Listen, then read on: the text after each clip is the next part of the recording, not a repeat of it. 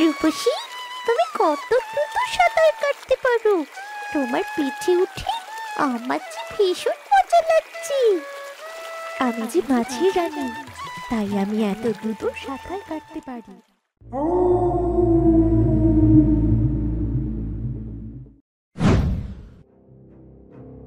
হুশ, যা যা, হুশ! খবরদার, আমার কিরণের কোনো ক্ষতি করবি না।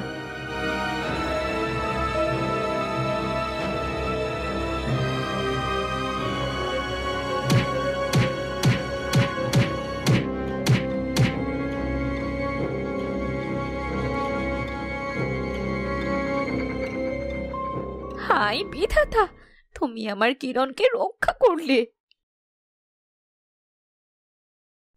বৌদি, কি হয়েছে গো? আমি ওদিক দিয়ে যাচ্ছিলাম, তোমার চিৎকার শুনে এদিকে দৌড়ে এলাম। আর বলিস না, কিরণকে বারান্দায় শুইয়ে রেখে রান্না করছিলাম। হঠাৎ দেখি এই সাপটা আমার কিরণের দিকে এগিয়ে যাচ্ছে। হায় হায়, বলো কি বৌদি?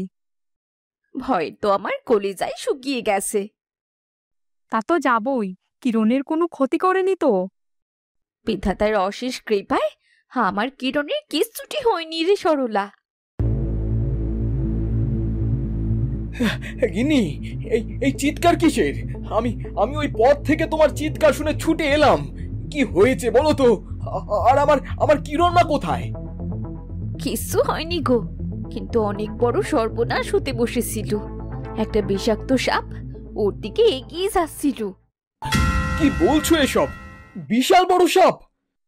হ্যাঁ গো দাদা, বৌদি সাহস দেখিয়ে কাঠ দিয়ে সেই সাপটাকে মেরে ফেলেছে।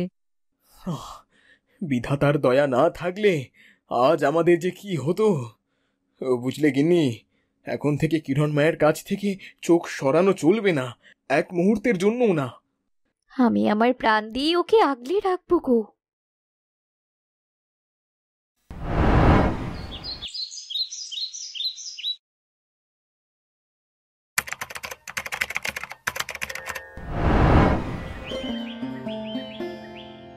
তুই আজ আমার রাজকন্যা হবি।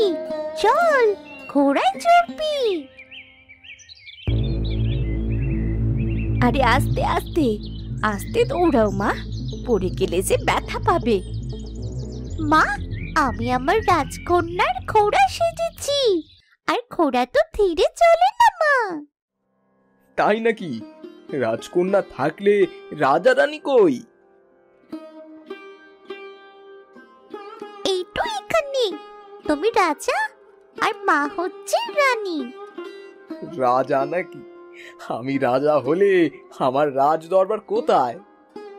রাজদরবার আমার উঠোন, আর এই ঘরটা, ঘরটা হচ্ছে আমাদের রাজমহল। তাই নাকি রে মা? তাহলে আমি রানী? হ্যাঁ গো মা, হ্যাঁ, তুমি হচ্ছ আমার রানী মা। সারাদিন দুষ্টুমি করে এই খেলাধুলা করলে কি রাজ দরবার চলবে? তাহলে তাহলে কি করতে হবে? ঠিক আছে রাজকুমারী, কিন্তু রাজকুমারীকে তো শক্তিশালী হতে হবে। এজন্য তাকে ভালো খেতেও হবে। ও মা, তাড়াতাড়ি আমায় খেতে দাও, আমায় যে অনেক শক্তিশালী হতে হবে। ঠিক আছে, তুই আগে গিয়ে হাত মুখ ধুয়ে আয়, আমি তোর জন্যে খাবার বাড়ছি। ঠিক আছে মা, আমি যাচ্ছি।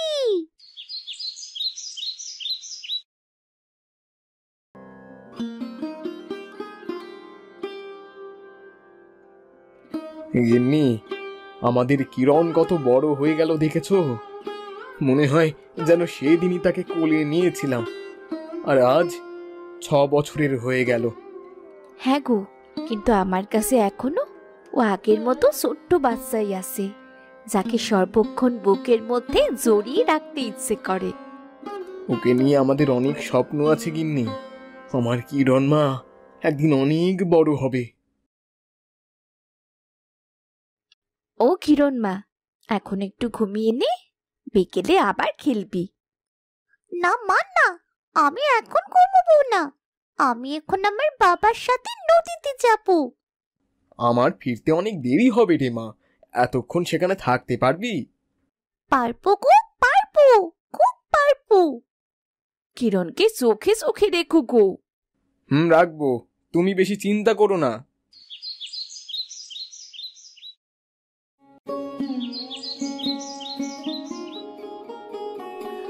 ও নির্মলা বৌদি, দেখলে কিরণ কত বড় হয়ে গেছে, অথচ এখনো জানে না যে কুবেরের মালা ওর নিজের বাবা মানা।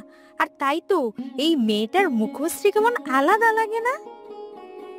আমিও কাল রাতেই সেটা বলছিলাম তোর দাদাকে। গ্রামের মধ্যে কত শিশু জন্ম নেয়, কিন্তু কিরণকে দেখলেই ওর মুখে আলাদা একটা আলো জ্বলে ওঠে। এ কি সাধারণ মেয়ে নাকি? ও বৌদি, আস্তে কথা বলো গো, কুবের দাদা শুনলেই আমাদের আচ্ছা করে কয়টা শুনিয়ে দেবে। সেদিন কি হয়েছে শুনুনি? কবে কি হয়েছিল? কই, আমি তো কিছু শুনিনি। সেদিন সরলা কিরণকে নিয়ে নদীর ঘাটে গিয়েছিল বলে কুবের দাদা সে কি কাণ্ড ঘটালো গো। তোর বোনটাকেও বলি হারি বাপু, ওই কিরণকে নিতেই হবে কেন? এর আগেও একবার সরলা না বলেই ওদের মেয়েকে নিয়ে গিয়েছিল, এরপর কি কাণ্ডটাই নাই ঘটলো। সরলাকেই কেন বারবার এই কি কাজ করতে হবে? নিলে কি হবে? তুমিও দেখছি ওদের মতোই বলছো। এত চোখে চোখে রেখে বড় করার কি আছে বাপু? ভাবকানা দেখে মনে হয় না জানি কোন রাজ্যের রাজকন্যা। ওদের মেয়ে, ওরা কিভাবে বড় করবে করুক না, আমাদের এতে কথা বলার কি আছে রে শ্যামলী? আর তাছাড়া কুড়িয়ে পাওয়া সন্তানের প্রতি দরদ একটু বেশিই থাকে, জানিস না বুঝি? তোমরা কেন এমন কথা বলো গো? আমার কিরণ মা একেবারেই আমার মতো, কুবেরের মতো। ও আমাদের সন্তান, ভাগ্যের ওপর দোষ চাপিয়ে গুজব রটিও না। আরে বৌদি, আমরা তো শুধু সেদিনের ঘটনা নিয়ে কথা বলছিলাম, তুমি রাগ করলে কেন? কারণ আমি চাই না কেউ আমার সন্তানকে নিয়ে কথা বলুক। আমার কিরণ আমার বুকের ধন, ওকে নিয়ে আলোচনা হোক এটা আমি আর ওর বাবা কেউই চাই না।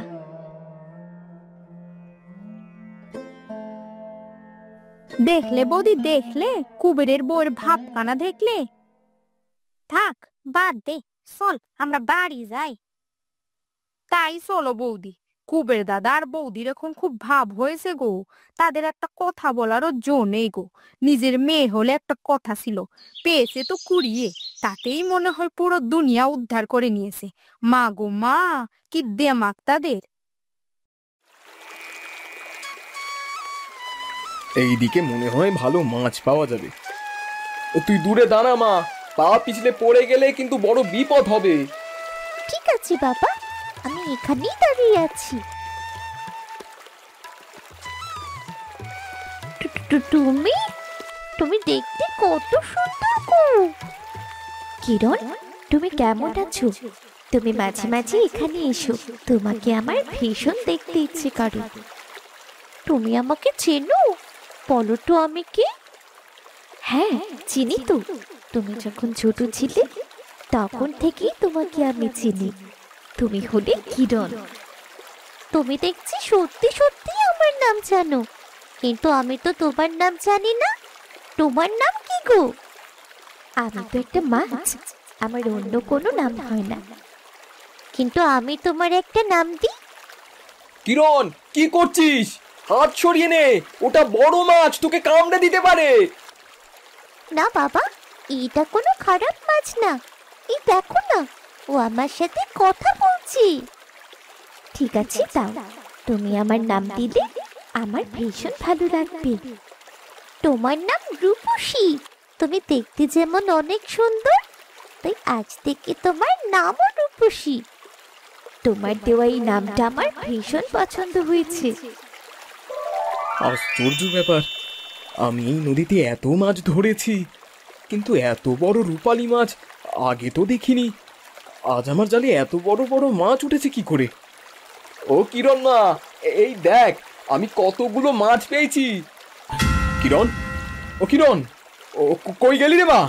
ও মা, তুই তুই কি জলে পড়ে গেলি? ও মা রে, একটু একটু সাড়া দে রে মা।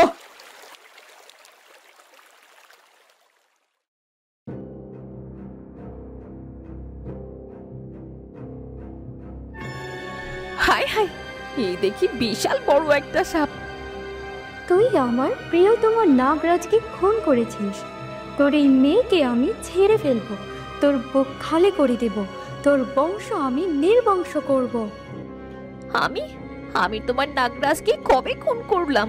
তুমি বিশ্বাস করো, আমি আমি কিছুই করিনি। তোর এখন কিছুই মনে পড়বে না মালা। তুই একটা বড় লাঠি দিয়ে আমার স্বামীকে মেরে ফেলেছিলিস, মনে করে দেখ মালা।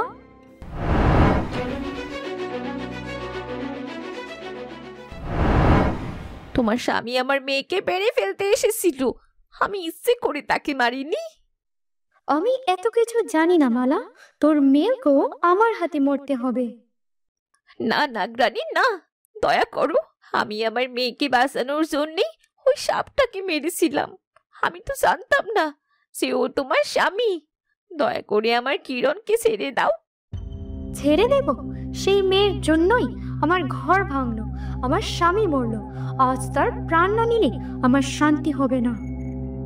আমি তোমার পায়ে পড়ি, আমার প্রাণ নাও, কিন্তু আমার কিরণকে কিচ্ছু করো না। ও যে আমার বুকের ধন। তোর প্রাণ নয়, আমি শুধু তোর কন্যার প্রাণ চাই। তখনই আমার অভিশাপ ঘুচবে। আমি শুধু অপেক্ষায় ছিলাম কবে তোর মেয়ে কিছুটা বড় হয়। এখন আর অপেক্ষার দিন শেষ।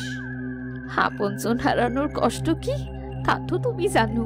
তুমি জানো সন্তানের প্রাণ মায়ের প্রাণের থেকেও বেশি দামি। আমাকে যে শাস্তি দিতে চাও দাও, কিন্তু আমার মেয়েকে বাঁচিয়ে দাও। আমি আজ তোর মেয়েকে ছেড়ে দিচ্ছি, কিন্তু মনে রাখিস তার ভাগ্যে একদিন রক্ত লেখা আছে। যেদিন তোর মেয়ের 16 বয়সে পা রাখবে, সেদিন আমি আবার ফিরে আসব। তখন আর তুই তাকে বাঁচাতে পারবি না। হে বিধাতা, তুমি আমার কিরণকে রক্ষা করো। কিরণ, ও কিরণ, কোথায় গেলি রে মা? বাবার কাছে ফিরে আয় রে মা। রূপসী, তুমি কত দ্রুত সাঁতার কাটতে পারো। তোমার পিঠে উঠে আমার যে ভীষণ মজা লাগছে। আমি যে মাঝির রানী, তাই আমি এত দ্রুত সাঁতার কাটতে পারি। স্রোত আমার খেলার সাথী। তুমি কি ভয় পাচ্ছ কিরণ? না গো না, আমার মনে হচ্ছে আমি যেন উঠছি। শুধু আকাশের বদলে পানি আছে চারপাশে। চলো এবার তোমাকে তীরে নিয়ে যাই। তোমাকে দেখতে না পেয়ে তোমার বাবা হয়তো চিন্তা করছে। আর একটু পড়ে যাই, তুমি কি আমাকে আরো ভিতরে নিয়ে যাবে? ঠিক আছে, নিয়ে যাবো, তবে সাবধানে ধরো। এখান থেকে নদী অনেক গভীর। নদীর গভীরে কি আছে রূপসী? সেখানে আমার ঘর আছে, আমার অনেক বন্ধু বান্ধব আছে। তুমি কি সেখানে যেতে চাও? হ্যাঁ, আমি সেখানে যেতে চাই। আমাকে তোমার বাড়ি নিয়ে চলো না রূপসী। এখন তোমার বাবার কাছে ফিরে যাও, তোমার বাবা তোমাকে খুঁজছে। আজকের মতো আমাদের খেলা এখানেই শেষ। কিন্তু তুমি আবার আসবে তো রূপসী?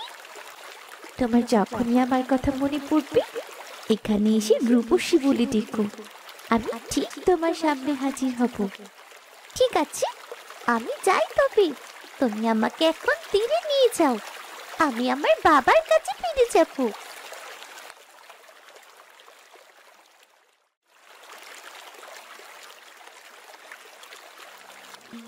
ও মা, কিরণ মারে, না না বলে কোথায় চলে গিয়েছিলি রে?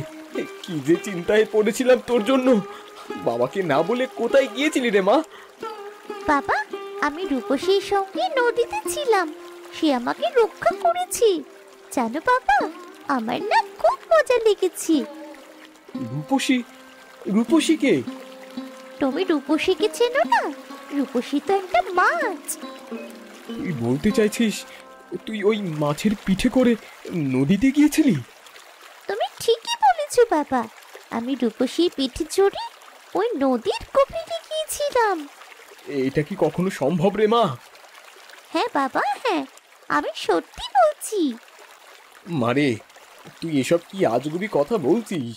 মাছের পিঠে চড়ে নদীর গভীরে যাওয়া যায় নাকি? এ কথা তো কোনোদিনও শুনিনি রে মা। আমি মিথ্যে বলছি না বাবা, রূপসী আমার সঙ্গে কথা বলে, হাসি, আবার খেলাও করে। তুমি চাইলে আমি কাল তোমাকে রূপসীর সাথে পরিচয় করিয়ে দেব।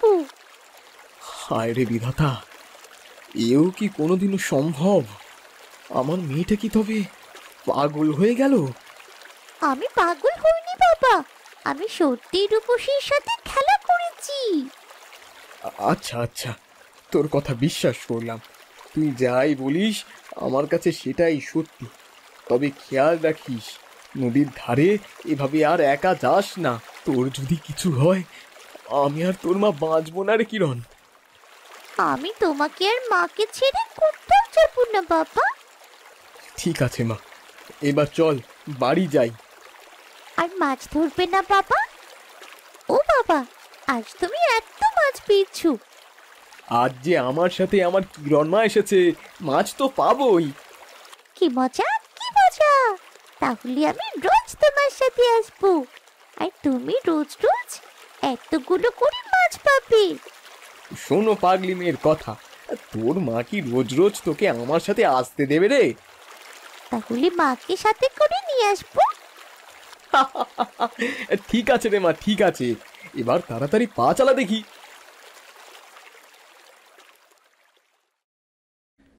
কিরণ মা, আজ তোকে দেখে মনে হলো তুই সত্যিই বড় হয়ে গেছিস। এখন তো নদীর ধারে হাঁটতে হাঁটতে বাবার সাথে কি সুন্দর গল্প করিস। আমি তো এখন আর ছোট্ট মেয়ে নেই বাবা, আমি তো এখন তোমার কাছেও সাহায্য করতে পারবো। এই দেখো, আমি কত বড় হয়ে গেছি। সেটাই তো দেখছি রে মা। আর কদিন গেলে আমার কিরণ মা আমার সমান হয়ে যাবে।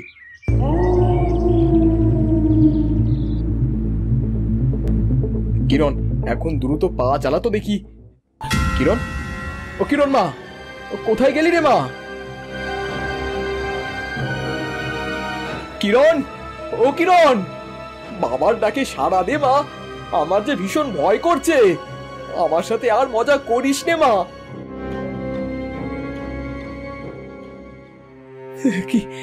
কি সর্বনাশ হলো! একটু আগেও তো কিরণ আমার পাশে ছিল। এই এক নিমেষে মেয়েটা আবার কোথায় গেল? বন্ধুরা, কিরণের জীবনে এক নতুন বিপদের আগমন। কে ধরে নিয়ে গেল কিরণকে? কিরণের বাবা কি কিরণকে রক্ষা করতে পারবে? তোমাদের মতামত কমেন্ট করে জানাতে ভুলো না যেন। তোমাদের সাথে আবার দেখা হচ্ছে পরবর্তী পর্বে। সেই পর্যন্ত সুস্থ থাকো, ভালো থাকো। আমাদের নিত্য নতুন ভিডিও সবার আগে পেতে চ্যানেলটি সাবস্ক্রাইব করে আমাদের পাশেই থেকো। ধন্যবাদ।